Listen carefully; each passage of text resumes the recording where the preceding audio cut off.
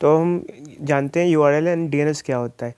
तो इंटरनेट पे हम कभी भी कोई चीज़ एक्सेस करते हैं तो उस चीज़ का हमें लिंक चाहिए होता है। लिंक एक तरीके से एड्रेस होता है और यही यूआरएल होता है जिसको हम यूनिफॉर्म रिसोर्स लोकेटर कहते हैं। उस एड्रेस से ही हम वो चीज़ को एक्सेस कर सकते हैं। जैसे मान लो ये एक एड्रेस है, तो हमने एड्रेस डाला, इस एड्रेस से हम अपनी डिज़ायरेबल चीज़ को एक्सेस कर सकते हैं। तो इसके भी कुछ पार्ट्स होते हैं यूआरएल के, जैसे कि protocol, domain name, path and query वगैरह। तो आप ये देख सकते हैं अलग से। फिर आता है डीएनएस, डोमेन नेम सिस्टम।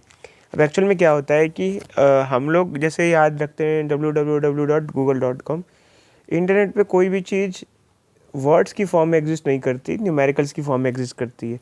जब हम कोई वेबसाइट एक्सेस करते हैं तो बेसिकली हम उस वेबसाइट के नाम पर दूसरे किसी कंप्यूटर को एक्सेस कर रहे होते हैं। जैसे google.com हम एक्सेस कर रहे हैं तो गूगल के कंप्यूटर पे डाटा रखा होता है, हम वो एक्सेस कर रहे होते हैं। और उसका जो एड्रेस होता है, वो आईपी एड्रेस होता है, वो न्यूमेरिकल फॉर्म में होता है। जैसे ये रहा www.google.com एग्जाम्पल के तौर पे दिखा रखा है 142। तो ये एड्रेस हम एक्सेस करते हैं। तो हम जो है एड्रेस जो है वो जो कि न्यूमेरिकल फॉर्म में, वो याद नहीं रख सकते, तो उसमें हमें यूआरएल मदद करता है। तो सबसे पहले जैसे हम ब्राउज़र में लिखते हैं ये, तो ब्राउज़र जो होता है वो डीएनएस सर्वर से पूछता है कि ये जो है वेबसाइट, ये इसका नंबर क्या है, आईपी एड्रेस क्या है, बता देता है और सीधे सीधे आईपी एड्रेस पे ले जाता है। तो उससे हमें फ़ायदा क्या होता है, हमें ये जो है न्यूमेरिकल वैल्यू याद नहीं रखनी पड़ती, नाम याद रखना होता है। नाम याद रखना